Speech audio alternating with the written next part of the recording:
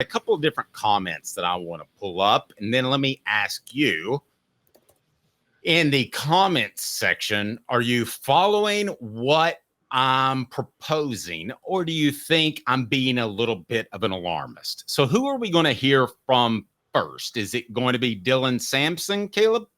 Yes, we're going to hear from Dylan Sampson first. It's not as long with Dylan Sampson, but it is kind of interesting. Keenan Pili, I actually extended the clip because I think it's a little more revealing what he said. But let's start with Dylan Sampson.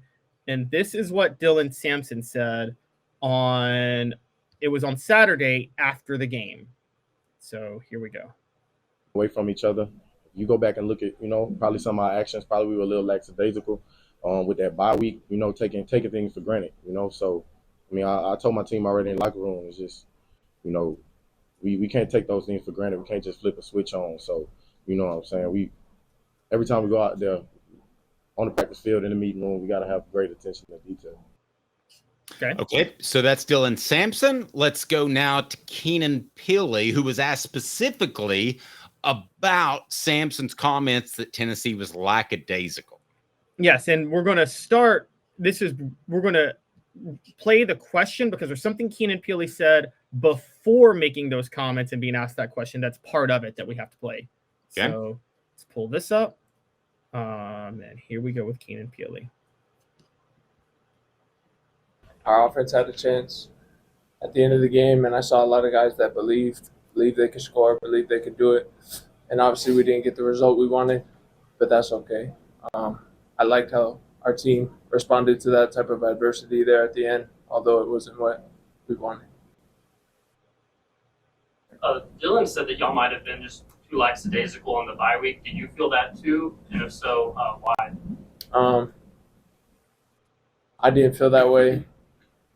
I can't speak for the team as a whole, but I feel like we had guys attacking it every day. But probably could have been a better job, and I hope this could be a good learning lesson for our team. Defense, offense, special teams as a whole. We can't beat ourselves, and that's going to be true for the rest of the season. Okay, I'm just going to go ahead and tell you, I'm going to decipher this because I've been to more press conferences than I could possibly count. That's Keenan Pili said the defense wasn't lackadaisical. By the way, it's lackadaisical, not lackadaisical. But that's Keenan Pili saying, we didn't have that issue. Why in the world did you guys have that issue? And for those that don't know, ones don't go against ones very often once you get into the season. So you literally could show up at a game and it be news to you that the other side of the ball has not been as intense as you and ready as you were headed into the game. So, Caleb, is this a potential issue? What the H brought to you by Medicare Misty, licensed in over 40 states, so she can take care of your Medicare needs at no charge to you. Divisiveness? Possibly. Medicare Misty? Yes. 19 years this year. I've been in the community since 1993. You're getting a lot of information. Unlike when you were working, they made the choice for you. Now you have to make the choice. Come to us and let us help you make it easy. Call Medicare Misty, MedicareMisty.com or 423-777-5577. Let us help them sleep at night. And we call her Medicare Misty. All right. So do you have any concern that the Vols could divide between offense and defense? I've seen that happen. A lot of people wondered if the offense, Caleb, would resent the defense in 2022 when Tennessee scoring 500 points a game and the defense is giving up 5 million yards per game. It didn't happen in 2022. You concerned it could happen now? Yes, and because there's a difference. It didn't happen in 2022 because I think if you're the offense, you could see that the defense, I hate to do the E for effort thing, but you could see that the defense wasn't very good and that they really were maximizing what they could do given what they were working with, particularly with the secondary. They just weren't that athletic and the linebackers weren't that athletic. On this go around, I think there is friction, but I don't just think it's between the offense and the defense. I think it's within the offense. I think Dylan Sampson, because we all saw Dylan Sampson play. He wasn't lackadaisical. And as a matter of fact, I have to eat even more crow this week because I went back and watched some film, Dave.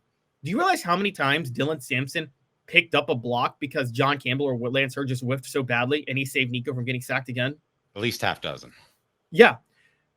I think he was calling out I think there's friction in the offense, and Dylan Sampson is beyond, I'm just going to say he's beyond pissed at members of this offense. And to his credit, he actually defended Nico.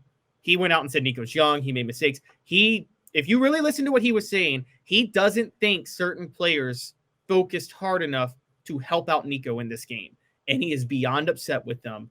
And so while I think there is friction, I think the defense is mad at the offense, and Dylan Sampson himself is mad at the offense for not showing up. And I think there are specific players that he's pissed at.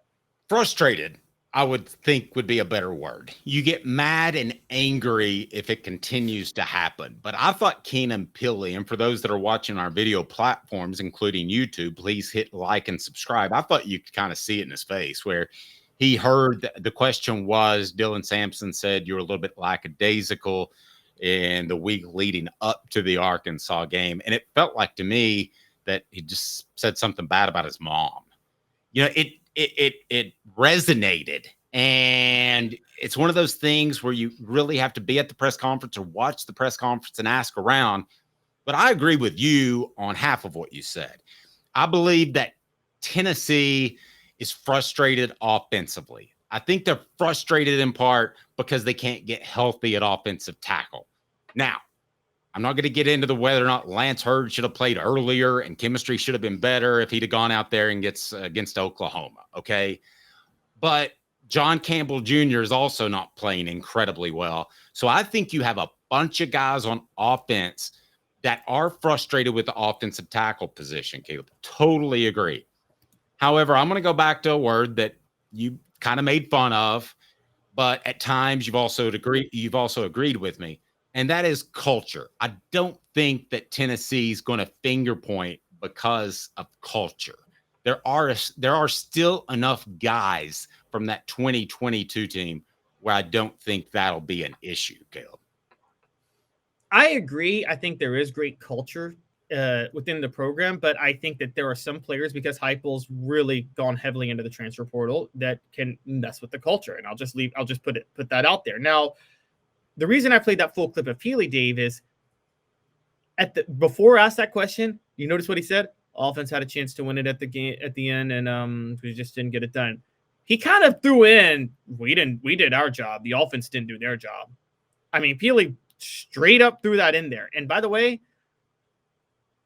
I think if Pili's frustrated, who's probably one of the most level-headed guys on the team, imagine all the other players. I mean, that's why I defended also Amari Thomas throwing the fan to the ground. How frustrated are you if you're Amari Thomas, Dave, when you played the way you played all game? You didn't register a stat because defensive linemen sometimes can't do that, but you got the push needed to help your team win, and you got no help from your offense, and then you're walking off the field in a loss, and you do what you do, and you throw a fan to the ground, and maybe you shouldn't. But I'm like, it's one of those things that they played their guts out. They were gassed at the end. They were tired, and a team built around offense couldn't give them any help. Okay, let me ask you this. I don't think it's built around offense anymore. I think it's built around complementary football. But let me ask you this. At the end of the season, we'll look back, and I'm not counting the Kent States of the world or the Chattanoogas of the world, but when we are at the end of the season, will we look back and say that Tennessee's offense won over or under 1.5 games for them? Because they're going to win at least one, right? They're based on offense. They're just too good.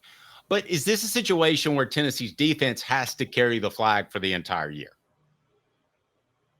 No, I don't think they'll have to carry the flag for the entire year. I think they'll get it figured out. I think that we're bringing it back to the tackles real quick. We haven't talked enough about this. We got to give Lance Hurd way more blame than John Campbell. John Campbell was going up against one of the best edge rushers in the SEC. He had a much more difficult task than Lance Hurd did. And Lance Hurd just played god-awful in that game. And it's one of the most disgraceful, worst performances I've ever seen on an offensive tackle give. And he should be ashamed of himself for that. There, I said that. John Campbell, at least you could say, I don't know if John Campbell's good enough to go against the elite edge rushers of the SEC. He's not like Darnell Wright being able to shut down Will Anderson for a game. I never expect John Campbell to do that, and I don't think you do either. No, but I would expect them to have somebody by year 4 in that place. So I think that, again, comes back to coaching and Josh Heupel.